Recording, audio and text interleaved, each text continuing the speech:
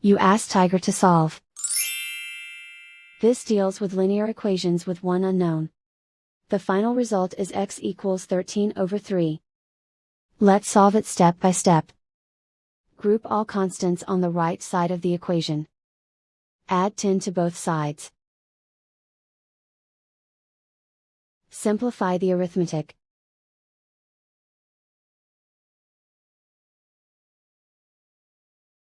Isolate the x. Divide both sides by 6. Simplify the fraction.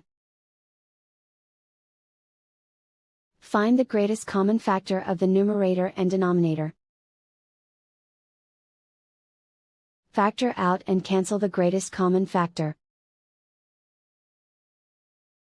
And so the final result is x equals 13/3.